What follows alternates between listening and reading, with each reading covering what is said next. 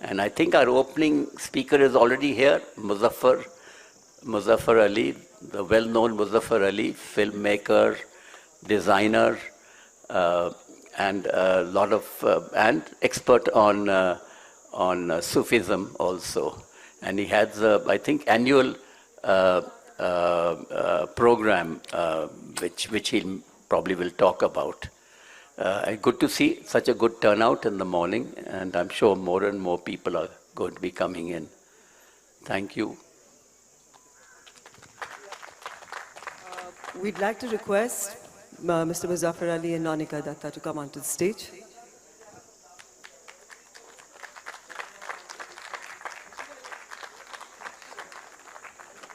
I should have also mentioned Nonica Datta, who's a high-powered academic at Jawaharlal Nehru University, author of books, and the daughter of a famous professor who passed away a short while ago, who wrote a book on Jallianwala Bagh.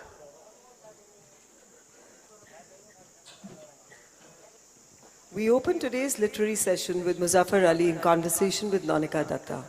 We are all familiar with Muzaffar Ali and his commitment to cinematography, his art, and now his book. Let's learn a little bit more about his art, his book, and a little more of him. Nonica, it's over to you.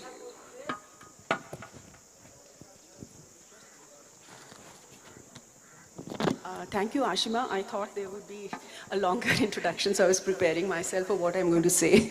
Well, I think Muzaffar Ali doesn't need any introduction. He's a renowned filmmaker. We all know him for his seminal, outstanding film, Umrao Jaan, but many other films that he's famous for. And today he's going to talk about his new autobiography, which is called Zikr. And in fact, I would not talk a lot at the beginning, but I would just say that this renowned filmmaker who's written this extraordinary autobiography, it's actually not just an autobiography. I'm a historian, so you might be wondering what I'm doing here with this highly creative, outstanding film director. Well, I mean, this book is actually a chronicle of history. It's a history of a time that we have lost, we have forgotten. And in fact, it's not the kind of history that we read in history books. It's a history that comes to us through stories. It's a history that comes to us through legends. And above all, it's a history that comes to us through memory. And through a very remarkable interplay of memory, history, and amazing storytelling, Muzaffar actually crafts a masterpiece. So, from a very renowned, creative, outstanding film director, Muzaffar actually becomes a master storyteller. And let me add here, before I invite Muzaffar to speak about this wonderful, beautiful, amazing book, this is a life journey. After reading this book, I thought that, I'm trained as a historian. So a historian, trained historian with a PhD became he converted me into an aspiring storyteller. So I think this is how history should be written. The personal, the historical, the memory, and the legend come together. So over to you, Muzaffar. My first question is, why did you write this autobiography? What was the inspiration?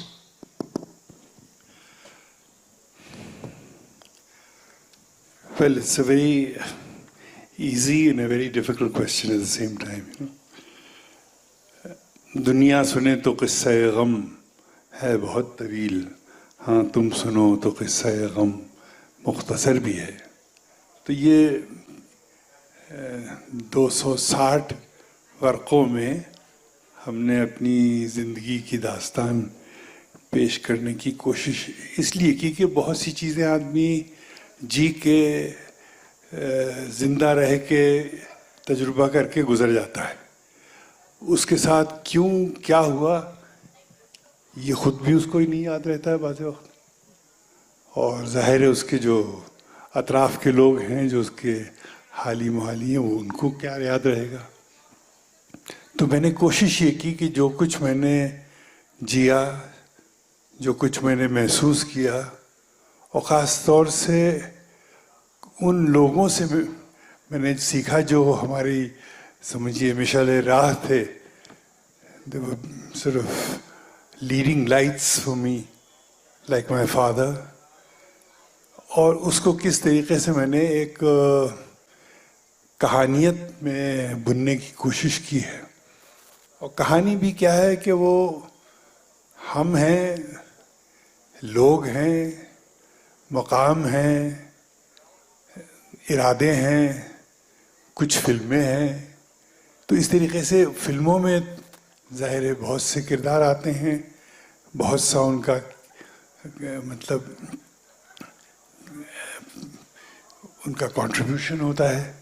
तो उसको किस तरीके से बुना जाए, ये एक कोशिश है, छोटी सी अदना कोशिश है. और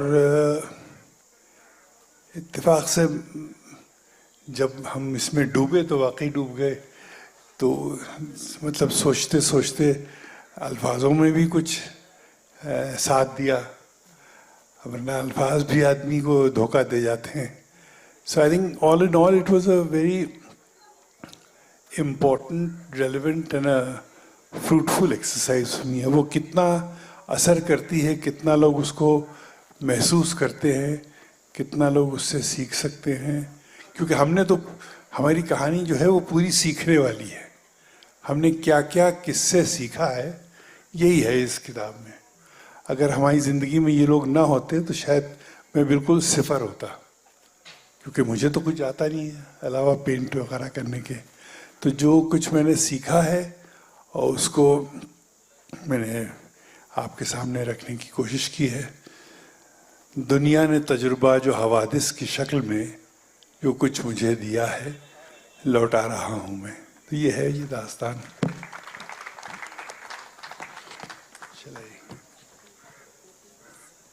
हाँ, इससे पहले कि हम आगे बढ़ें,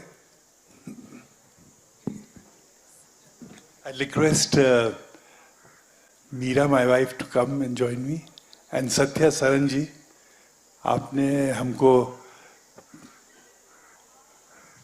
इंस्पायर किया, प्रेरणा दी.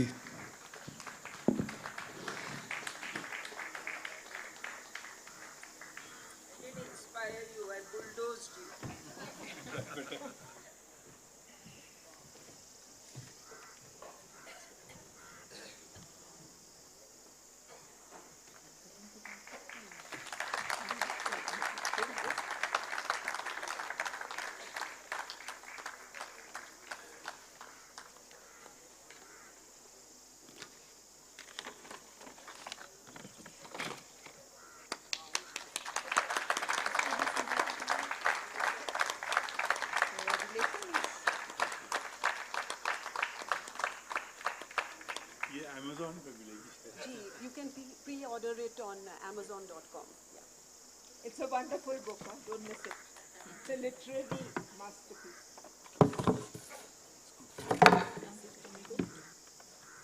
Thank you, Muzaffar. Thank you for coming and being with us.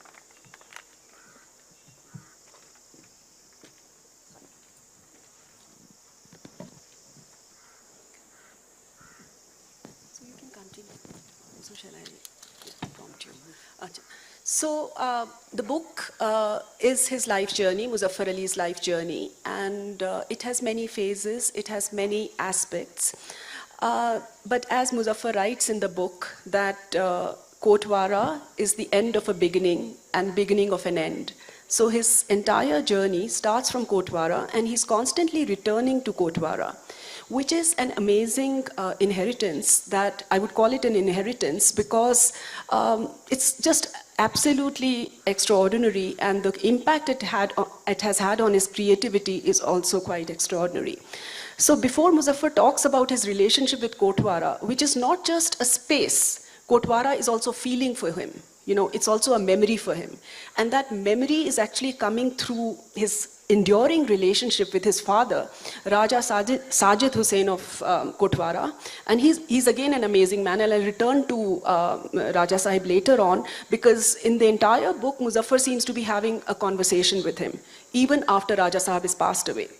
But to cut a long story short, before Muzaffar talks about Kotwara and its enduring and recurrent, it's a continuum in the entire book. So it's enduring and recurring kind of presence in Muzaffar's life and also in his creations, like in Umrao Jan or Gaman or Anjuman, etc. But Kotwara remains a central metaphor. It's a memory. But it's a memory which is also historically very important, because they were Chaura Rajputs of the 11th century. They came from Gujarat. And when there was this threat of Mahmud Ghazni, the family actually, fled from Gujarat. And in fact, one of the Rajas, one of his ancestors, Muzaffar's ancestors, Raja Sopi, went to Ayodhya. And this is an incredible narrative, because he went to Ayodhya to seek protection and solace, and he considered Ram as his ancestor. He claimed an ancestry from Lord Ram. And after that, there's a proclamation, wonderful proclamation by Vishnu, and then, Raja Sopi ends up in Kotwara. And it's only in the 16th century that Muzaffar's ancestor actually converts to Islam, embraces Islam. And this is not an Islam by sword. This is an Islam that has come to the family through Sufism, because Sufism was very important at that time. And this is an Islam which is also kind of bound with the notion of brotherhood, because at that time, the Lodi Sultans were very important. And Muzaffar's ancestor forged extremely crucial contacts and links of friendship, cooperation, partnership with Lodi Sultans. So here is a narrative that we don't hear when we read medieval history. In medieval history, this narrative is a forgotten narrative, because we see medieval history in several different ways, but not in this way where a personal story comes alive and where the family actually seeks a lineage from Lord Ram and also these wonderful legendary stories that Muzaffar grew up with. So over to you, Muzaffar, about this enduring, creative and historical relationship with Kotwara. Well, I think before I move further, I'd like to read a couple of paragraphs from the book. Right in the beginning, The window of Abbajan's room in Kotwara House, Kaisarbagh, overlooking the Amirud-Daulah Public Library across the road, has borne witness to India in its varied shades. To him, the library stood as the sole hope for the survival of a civilized city. The quiet of its high ceilings, a bulwark against the growing cacophony of the outside world. The road that runs between the library and Kotwara House was built by the British in 1858 to ensure that the Kaisarbagh Palace complex could never be fortified against them, as it happened in 1857 in the First War of Indian Independence. It stands testimony to the terrible times. Abbajan would gnash his teeth at what the British had done to Kaisarbagh and the glorious legacy of a gentle, romantic, united Awadh. It was only in 1859, after breaking down the north and south wings of Kaisarbagh Palace, that the British ire had subsided. Or maybe they lacked the budget to raise it to the ground. That formidable palace that stood its ground against the colonial might for 11 months, fearlessly issuing farman after farman against the British. Perhaps they realized that to rule Awadh after 1857, they had no choice but to appease the all-powerful Talukdars. And in 1861, Kaisarbagh was divided amongst them through an ordinance. But who cares? Nor would I, had I not been born in Kaisarbagh and seen it through the piercing eyes of my father. The man who kept looking out of that window at the changes with each passing year was Raja Sajid Hussain of Kotwara. His English Savile Row suits and striped silk shirts, part of my nostalgia for elegant dressing, were replaced by coarse, hand-woven, hand-spun khadi after 1947, with a vow to never wear anything else till the day textile mills were nationalized. He could envision a world beyond his time, and his sharp gaze assured him of the power of rational knowledge going public.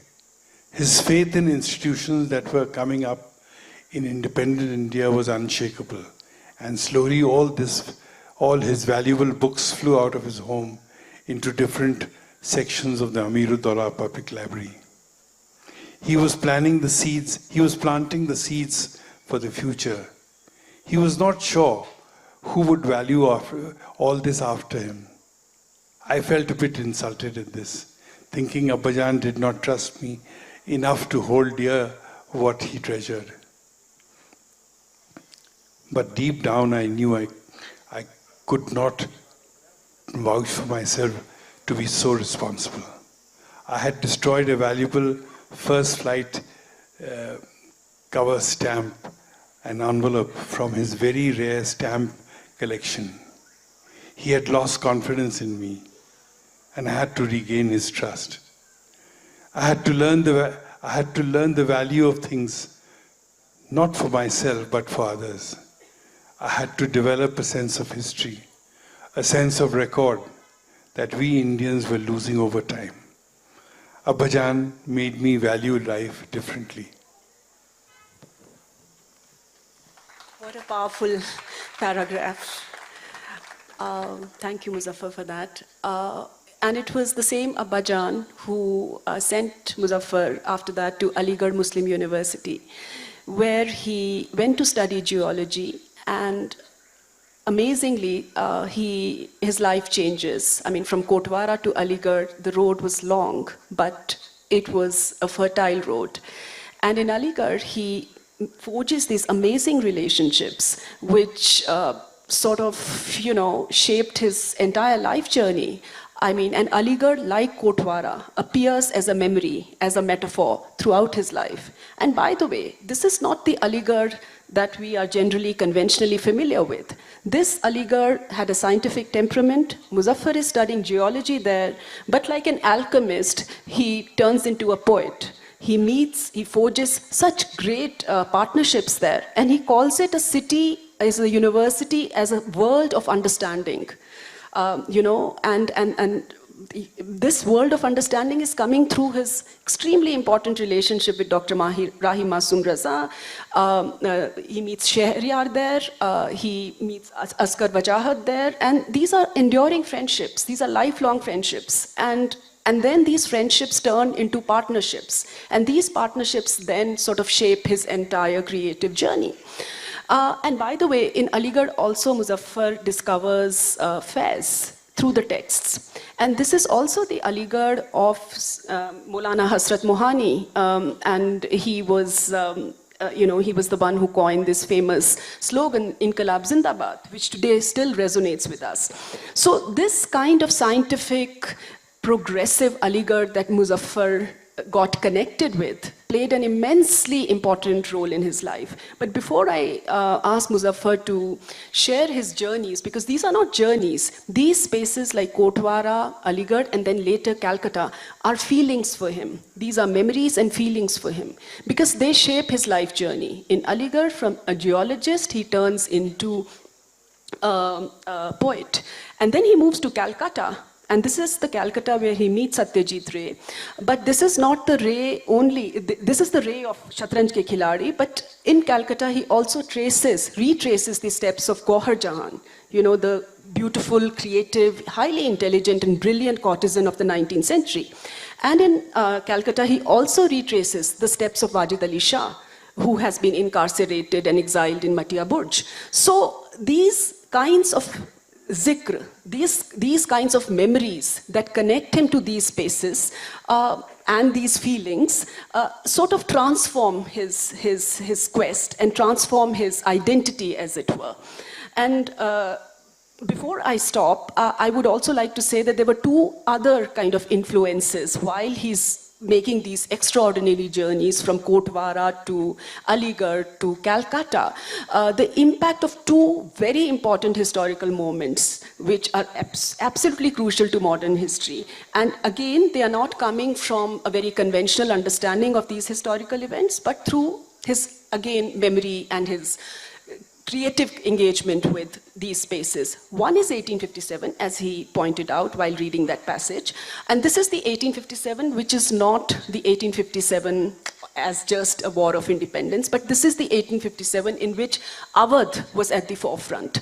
And Muzaffar's own great-grandfather, Raja Mujizuddin Khan, Nawab Mujizuddin Khan, who was the Nawab of Muradabad, was brutally killed by the British in 1857. So that memory, which again we see in Umrao Jan, is being re-invoked and recreated in Umrao Jan, is juxtaposed with his memory of 1947. He was a little boy in 1947, but what his family faced, because you know, we hear of partition of Bengal and Punjab, but we don't hear the partition, the impact it had on Awadh.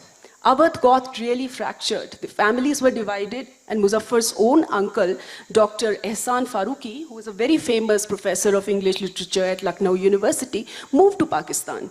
So all these traumas played out beautifully in his creative journey, but they are also feelings and memories that he's constantly working with. Like he's working, you know, this is very zarkhes, ये दर्द बड़ा zarkhes होता है. और बाद में मुजफ्फर जब लिखते हैं, उनकी एक फिल्म गमन में जब कहते हैं, याद के दर्द दिल में उतरते रहे, चांदनी मुस्कुराती रही. So there is a kind of a hope in that pain. So to cut a long story short again, these influences, these feelings which shape your creative journey, tell us a little bit about this, because I want people to read his book, which is a great piece of art, but I also want you to just share with us these extraordinary journeys and these feelings of Aligarh, Calcutta, Kotwara, and the impact 1857 and 1947 had on you to kind of come to grips with your own identity as a creator, and then to shape your creative kind of journey as a filmmaker.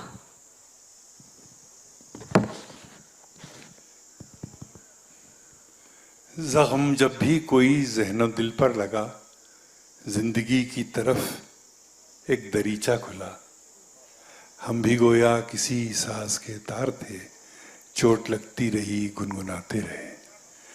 बहरहाल एक फ़न जो है उसका तजुर्बा, एक फ़नकार का तजुर्बा एक दूसरे फ़न की शक्ल ले लेता है. This is a kind of a metamorphosis which I learnt being a scientist. I mean, out of chemical reactions, out of so many things, कि जब आपको जब दर्द महसूस होता है तो वो अमूमन या तो आपको ख़त्म कर देता है या आपको एक नई ज़िंदगी और एक नए तजुर्बे की तरफ, एक नए एक्सप्रेशन की तरफ ले जाता है, एक नए फ़न की तरफ ले जाता है. तो इत्तेफाक से जब जो भी मुझे दर्द महसूस हुआ है उसको मैंने किसी फ़न में ढालने की कोशिश की. और ये किताब जो है, ये ज़िक्र, ये इसी का ज़िक्र है कि किस तरीके से दर्द जो है वो फ़न बन जाता है. और ये दर्द महसूस करने के तरीक़े होते हैं, तह दर तह वो दर्द आता है, जाता है. दर्द आपको लोगों की तरफ ले जाता है, लोग आपकी तरफ खींचते हैं उसी आपके दर्दमंद होने की वजह से. क्योंकि दर्दमंद होना भी एक अजीब बात है. हर आदमी दर्दमंद नहीं होता है, उसको दर्द का एहसास नहीं होता है. अब ये दर्दमंद होना, ये एक मुझे लगता है सूफिज़्म का एक सबसे बड़ा साइन है, सिफत है कि आदमी को दूसरे का दर्द महसूस हो. जैसे मैंने आपको पढ़ के बताया कि ये चीज़ों को इकट्ठा हम इसलिए नहीं कर रहे हैं कि हमें चाहिए, ये चीज़ें लोगों के काम आएंगी, लोगों को कुछ रास्ता दिखाएंगी, लोगों की कुछ समझ रोशन होगी. तो बहरहाल जब मैं अलीगढ़ गया पढ़ने, तो मैं गया था साइंस. मेरे वालिद ने कहा कि तुम भीख मांगोगे अगर साइंस नहीं पढ़ोगे. आजकल आर्ट की कोई कदर नहीं. वैसे उन्होंने सही कहा था, आर्ट की कोई कदर नहीं है. लेकिन अब मैं क्या करूं, मेरा दर्द और मेरा दिल जो था वो आर्ट की तरफ मुझे खींच रहा था. اور وہاں ایسے ایسے شاعر مجھے ملے جنہوں نے مجھے بالکل اندر سے اتنا ملائم کر دیا, بالکل رلا دیتے تھے اپنے کام و کلام سے, اور اس کا مجھے کوئی راستہ نظر نہیں آتا یہ کیسے ہم اس درد کو فن میں یا آرٹ میں تبدیل کریں. تو اس وقت سے لے کے مجھ میں ایک پینٹنگ کا جذبہ جاگا. تو I been painting since I was a child. پھر علی گڑھ میں جا کے بھی میں نے پینٹنگ کی, اور میں سب تو شاعری کہتے تھے, میں تو شاعری کر نہیں سکتا تھا. میں ان کی طرف صرف کھنچ کر کے اور ان سے ان کی شاعری سن کے محظوظ ہو سکتا تھا. تو میں نے پینٹنگ جب کی تو میں نے اس کی ایک ایگزیبیشن بھی کی وہاں. تو راہی صاحب جو تھے, راہی صاحب از اے امیزنگ پرسن, جو آپ مجھے لگتا ہے ہماری نظر سے, یہ اس ذکر کی نظر سے آپ جب راہی کو دیکھیں گے تو آپ کو ایک نیا راہی نظر ملے گا اس میں. تو راہی نے لکھا کتاب میں ہماری, ایک وہ ہے, ایک ہم ہیں کہ لیا اپنی ہی صورت کو بگاڑ, ایک وہ ہیں جنہیں تصویر بنا آتی ہے. تو راہی صاحب جو تھے وہ, اب دیکھیے یہ چیزیں جو ہیں یہ مضامیری کی چیزیں ہیں. جب آپ مزہ لیتے ہیں کسی چیز میں تو ایک عجیب سا لطف پیدا ہوتا ہے زندگی میں, اور اگر آپ اس سے محروم ہیں تو آپ پھر زندگی آپ کی بالکل ایک سوکھی, مرجھائی ہوئی, پریشان, جو کہ میں نے مطلب ایک طریقے سے آگے چل کے محسوس کیا گمن میں, اس شہر میں ہر شخص پریشان سا کیوں ہے. تو بہرحال علی گڑھ کا جو ہمارا وقفہ تھا اس نے ایک زمین بنائی ہمارے لیے. تو ایک طرف تو وہ زمین تھی جو بالکل تہ کے نیچے تھی, جیولوجی والی, ایک طرف وہ زمین تھی جو تھی باٹنی والی, پیڑوں والی, اور ایک طرف وہ زمین تھی جو کیمسٹری والی ہوتی ہے, الکیمی آف تھنگز, اور ایک طرف ایک شاعر کی زمین تھی. اور ہمارے ایک دوست اصغر وجاہت تھے, ان کا یار تمہیں اگر شاعری اچھی سننے کو مل جائے تو شاعری مت کرنا تم.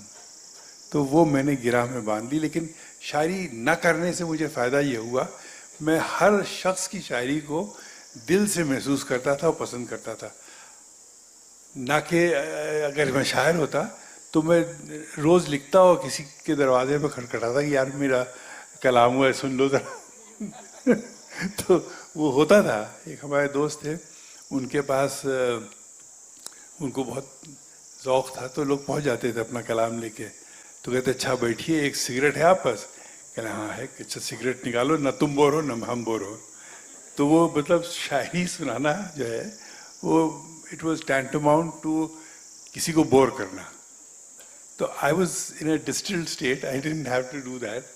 I just had to take it as it came to me in waves, And that's what really gave me a kind of that was the skyline to my artistic landscape. And when I went to Calcutta again was a very, very sensitive place.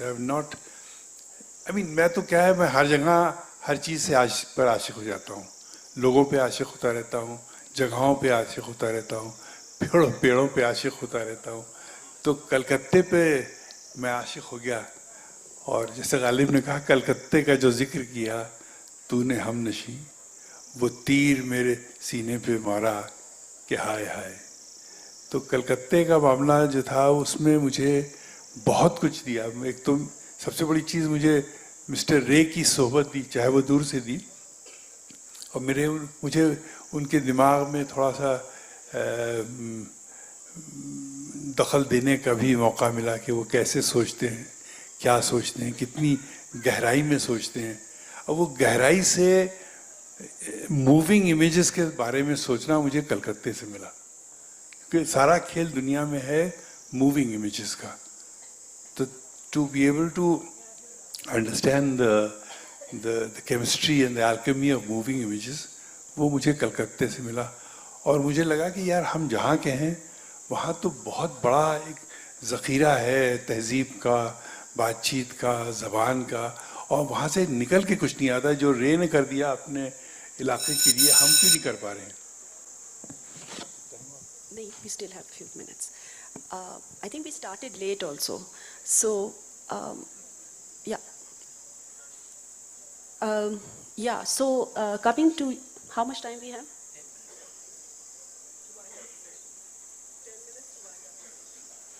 So just let me come to your main artistic creation, Umrao Jan, which is again a drawing on your nostalgia for Awadh. But this is not just a nostalgia, because you say that Awadh is both a nostalgia and a metaphor for hope.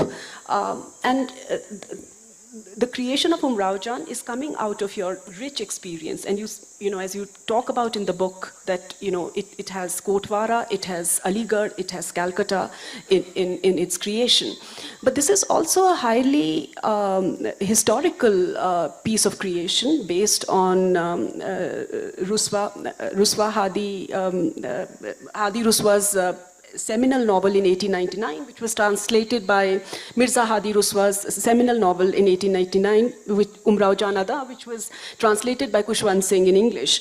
And of course, there were other influences like that of Sharar and also your uncle, Dr. Ehsan Farooqi, because both Sharar wrote about the last Oriental phase of Awadh, and Dr. Ehsan Farooqi wrote about Umrao Jan Ada and also about Sham-e Awadh. It was a novel on Awadh. It was called Sham-e Awadh. So with this rich tapestry, you set out to recreate Umrao Jan. Tell us about your creation and also about your experience with Rekha. I think the audience wants to know. फिर 10 minute और मिल जाएंगे. मुझे 2-3 minute तो extra और दीजिए, क्योंकि मैं इसमें कुछ नहीं कह सकता हूँ बगैर खुशवंत सिंह को सलाम किए हुए. हम लोग एक ही बिल्डिंग में रहते थे बॉम्बे में, और हमारा लड़का जो था वो ही literally was brought up by Khushwant, and उन्होंने किताब लिखी थी, उमराव जान को इंग्लिश में ट्रांसलेट किया था. तो उनको यकीन था कि ये एक ऐसी चीज़ है जो दुनिया पसंद करेगी. और बराबर हमारी खुशवंत से हम एयर इंडिया में उस वक्त काम करते थे, and that's the time we used to meet also. तो एक तो उस तरफ से, और फिर ये एक तरीके से देखा जाए तो एक गमन का दूसरा कदम था, और अवध को ही लेके एक नया दर्द, एक नया एहसास, उसके कल्चर के बिखरने का और बर्बाद होने का एक, जिसे कहना चाहिए एक दस्तावेज़ है, जो जब तक आप लखनऊ से इश्क नहीं करेंगे आप उमराव जान ना समझ सकते हैं, और बनाना तो दरकिनार. तो ये जो लखनऊ का इश्क था, ये उमराव जान में किस तरीके से आया है, और फिर ये इश्क मैंने किस तरीके से सबको एक तरीके से इन्फेक्ट किया, उसको एक वायरल बना के लोगों के अंदर डालना, ये मैं अपनी क्रेडिट लेता हूँ उसका. क्योंकि जो पहली चीज़ तो उसकी शायरियार पढ़ाते थे उमराव जान अलीगढ़ में, और उसकी जो कहानी थी, उसका जो एक ट्रेजेक्ट्री थी, तो वो उसमें मैंने ज़रूरी समझा कि शहरियार इसका पूरा एक ग्राफ बनाए. इब्तिदा का जो उसका एक उमंग है, जो उसका वलवला है, और फिर डिसोल्यूशनमेंट, और फिर फाइनली एक पूरी जो उसकी ज़िंदगी की एक क्रिएटिव लड़की की जर्नी थी, वो मुझे लगता है इससे बेहतर कहीं लिरिक्स में आपको कम मिलेगी. फिल्मों में गाने होते हैं, लेकिन शायरी से किरदार की अक्कासी कम मिलेगी आपको.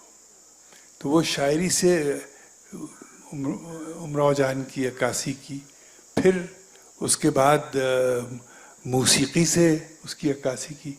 खयाम साहब, अभी तो मैं नहीं बताऊंगा कि इसे आप पढ़िएगा किताब, आपको इसके अंदर मतलब कई पेंच दर पेंच चीज़ें नज़र आएंगी.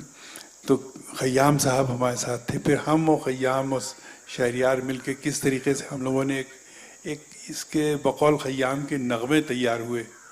और वो एक नगमे का तैयार होना जो था, उसने वो अपनी जगह पे एक मंजिल थी, एक जादू था जो जिससे हम गुजरे.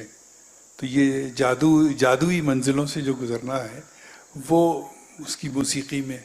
और फिर आशा जी आशा जी ने किस तरीके से वो समझेंगे ये कोई मामूली गाने नहीं हैं जो एक दिन में 3 गाए जा सकें, तो वो पूरी किताब उनको पढ़ के सुनाई, फिर उसके बाद उसको एक एक गज़ल सुनाई, तो she was in a trance when she sang। और जिस तरीके से उन्होंने अपनी आवाज़ के साथ इंटोनेशंस की, क्योंकि जो हर आर्टिस्ट का एक सोल होता है, and it needs another soul to bring out that soul. इतनी आसानी से चीज़ें सोलफुल नहीं बनती जब तक सोल से सोल ना जुड़े और उससे लॉ ना निकले। तो ये फिर पैदा हुआ सवाल कि उमराव जान कौन बनेगा। तो मुझे कहानी जो थी वो सिर्फ देखा जाए तो 2 आँखों की थी, गाह रोती हुई गाह हंसती हुई मेरी आँखें हैं अफसाना खां दोस्तों। तो अफसाना जो है वो सिर्फ आँखों ही से बयान होता है। तो मुझे सिर्फ 2 आँखों की तलाश थी जो जिसमें लगे कि ये इसमें वलवले भी हैं, गिरना भी है और गिर के संभलना भी है। हर आँख में वो नहीं मिलता है। तो वो एक मैंने एक रेखा की कहीं तस्वीर देखी थी, तो मुझे लगा कि ये हैं वो आँखें। फिर then how we got to her and how she got into the role and it really went in, she went under the skin of the role. तो उस तरीके से एक पूरा एक उसका एक नायाब सफ़र जो फिल्मों में कम होता है, क्योंकि लोगों का वक्त कम होता है। हम लोग तो मतलब ला महदूद वक्त वाले सोच के लोग हैं। तो ये मुझे लगा कि एक ख़ास बात थी, और भी बहुत सी बातें हैं इसमें जो आपको मिलेंगी। बिल्कुल मिलेंगी। और यही जो रेखा की जो एक उमराव जान की जो एक आइडेंटिटी थी as a woman, that feminine energy of creativity and protest and female expression that comes out beautifully in the book and also in Muzaffar's recreation of Umrao Jan. But it also comes out in Muzaffar's journey to create Zuni, the famous, by the way, these women are forgotten women in our history. We don't talk about them, we don't read about them in history books. The other interesting and beautiful and creative and highly brilliant woman that Muzaffar talks about, and he creates her through a film which unfortunately got shelved, and there's a beautiful chapter on that, was Zuni.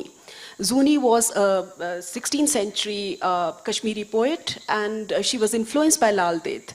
And Lal Ded was a, Sufi mystic. She was a Shaivite mystic of, in fact, this 13th century, and she was also influenced by the Sanskritistic traditions of Kashmir and the Tantra tradition. So she was an amazing poet, Lal Ded. So both Lal Ded and Habba Khatun, who are very famous Kashmiri poets, become Muzaffar's creations in his film on Zuni. And this is an amazing narrative on the Kashmir that we have lost, and unfortunately the film got shelved. 80s and 90s were very difficult years for Muzaffar, as he talks about in his film, in his book.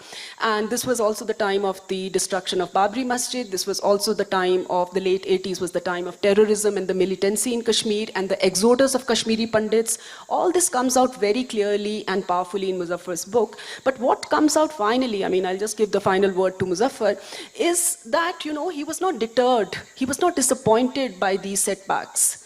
And what drove his energy and creative, spirit was this quest for a language. And that language was a language of Sufism. That language was the language of Wajid Ali Shah, who invoked Lord Krishna as the eternal Purush, as the eternal beloved. And that language was of Rumi and Amir Khusro. And that goes on, that quest goes on in his entire life journey. And he's finding different expressions of silence, of surrender, of love, of hope, and resistance. And there he is influenced by Karbala, the resistance of Imam Hussain. There are many Hussaini Brahmins here in this world who still commemorate the martyrdom of, Imam Hussain, because Imam Hussain stood for brotherhood and he also stood for justice. And Muzaffar constantly goes back and forth in history and memory to invoke these symbols of hope, love, resistance, and silence. So I'll give the final word to Muzaffar to basically, that phase from Zuni to his final engagement. And I would like to ask him in the end, what next? Because here is a creative storyteller, master storyteller, who's creating stories through this remarkable interaction with history and memory. So I'll give him the final word. दो से बोले. नहीं, sorry. अब आप सारे जख्म एक इस सुहानी सुबह में उधेड़ के रख देंगी तो फिर लोग परेशान हो जाएंगे. लेकिन क्या है, एक औरत से बेहतर ज़माने और इंसानियत का दर्द की अक्कासी नहीं कोई कर सकता है. जो औरत कर सकती है वो कोई नहीं कर सकता. तो हालांकि मैंने अपने वालिद से बहुत कुछ सीखा, लेकिन अपनी माँ से भी बहुत कुछ सीखा. उसके अलावा मैंने हर औरत से सीखा है. जीना सीखा है, लड़ना सीखा है, हुस्न पैदा करना सीखा है, हुस्न की परवरिश करना सीखा है. और यही हमारा कल्चर है और इसी का जिक्र हमने इस किताब में किया है. और मुझे लगता है घंटी बज चुकी है और इसके बाद आप लोग पढ़ेंगे नहीं किताब को?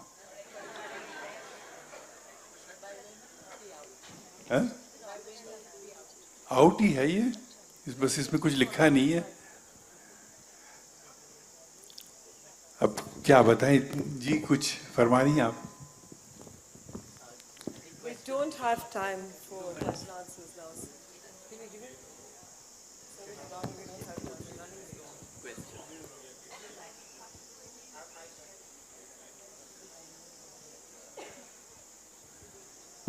Is there any hope for the movie that got shelved? नहीं, उम्मीद पे तो दुनिया कायम है और आई थिंक उम्मीद ही सबसे बड़ी चीज़ है हमारी ज़िंदगी की. हम तो ये सोच ही नहीं सकते हैं कि वो नहीं बनेगी. कब बनेगी, कैसे बनेगी, ये चीज़ जो है ये लोगों के दिल से आएगी. ज़बान खल्क को नक़ारा खुदा के ये वाजिद अली शाह ने कहा, जो दुनिया चाहती है अल्टीमेटली वही होता है. आप देख लें डेमोक्रेसी में भी यही होता है. तो अगर दुनिया चाहेगी तो यकीनन ये फिल्म बनेगी. अगर दुनिया नहीं चाहेगी तो हम भी कमज़ोर पड़ जाएंगे, हमारे भी इरादे ढीले पड़ जाएंगे. मेरा काम इस वक्त दुनिया को एक एहसास दिलाना है और ये एहसास इस जिक्र से मुझे लगता है दिलाने का ये पहला कदम है. फैज़ का एक शेर है, हम परवरिश लौह कलम करते रहेंगे, जो दिल पे गुजरती है रकम करते रहेंगे. हाँ तलखी याम अभी और बढ़ेगी, हाँ अहले सितम मश्क सितम करते रहेंगे. Muzaffar, the Islam that you evoke is very different from the Islam that people now think of. How do you think we can bridge that gap? There's a big gap between the Islam that you talk about, poetic, peaceful, reconciliation, and the Islam that is in the popular imagination now. देखिए, आपके वालिद साहब का एक शेर सुनाते थे हमको when I was making Zuni, कि जुनू का दौर है, this is खुशवंत, जुनू का दौर है किस किस को जाएं समझाने, यहाँ भी अक्ल के दुश्मन वहाँ भी दीवाने. लेकिन मतलब ये ऐसा है कि तसव्वुफ ने हमको एक रास्ता दिखाया है मोहब्बत का. हो सकता है इसलिए कि हमारी वालदा जो थी वो डायरेक्ट डिसेंडेंट थी बाबा फरीद की, तो हमारे अंदर वो खून भी है जो इस मोहब्बत को लेके आगे चल रहा है. और जब तक के लोगों को इश्क और मोहब्बत का गहराई से एहसास नहीं होगा, तब तक क्या इस्लाम और क्या हिंदुज़म और क्या सिखिज़म, सारा खेल तो इश्क और मोहब्बत का है ना. आप मज़हब की बात कर रहे हैं, मज़हब की तो कोई औकात ही नहीं. मज़हब तो एक आदमी को एक पिंजड़े में बांध के रखने वाला कैद खाना है. लेकिन इश्क और मोहब्बत जो है वो इंसान को परवाज़ पे आमादा करती है. और परवाज़ पे आमादा होना जो है वो हम लोगों का एक आर्टिस्ट का बहुत बड़ा इंस्पिरेशन है. both to drive me and also to make others take to it. Thank you very much. Unfortunately, due to paucity of time, we can't open up a question and answer session. So thank you.